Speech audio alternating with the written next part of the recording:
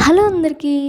పిల్లలు ఎంతగానో ఇష్టపడే బేకరీ స్టైల్ కేక్స్ మనం ఇప్పుడు ఇంట్లోనే ప్రిపేర్ చేసుకుందాం.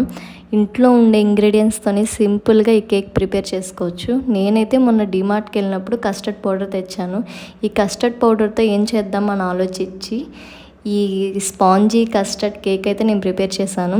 ముందుగా దీనికి కావాల్సింది ఒక బౌల్ తీసుకొని ఆ బౌల్లోకి ఒక half cup sugar powder and 1/4 cup flavourless oil, example sunflower oil, and 1/4 cup పెరుగు వేసుకొని దీనంతా బాగా మిక్స్ చేసుకోవాలి.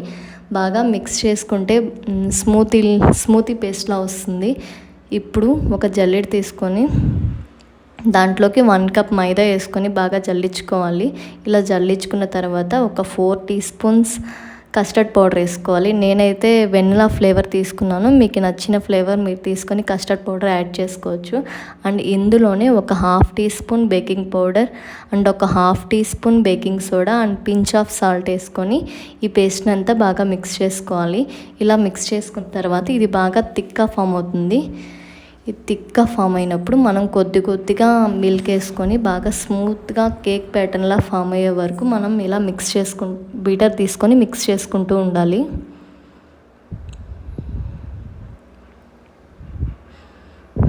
చూడండి, ఇప్పుడు బాగా కేక్ బ్యాటర్ లాగా మిక్స్ అయింది కదా.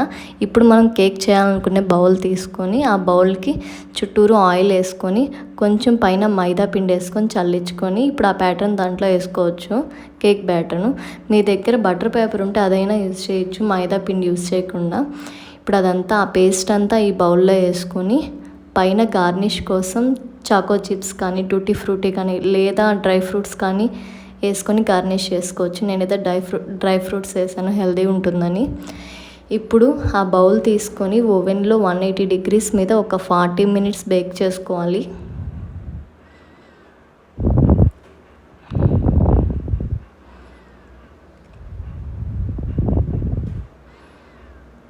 ఇప్పుడు ఒక 40 మినిట్స్ అయిపోయిన తర్వాత నేను మీకు ఆ కేక్ చూపిస్తున్నాను. ఇప్పుడు ఒక ప్లేట్ తీసుకొని ఆ బౌల్ని బోర్లిచ్చితే కొంచెం పైన తడితే మన కేక్ అయితే వచ్చేస్తుంది. చూడండి ఎంత బాగా వచ్చిందో. Now our cake is ready.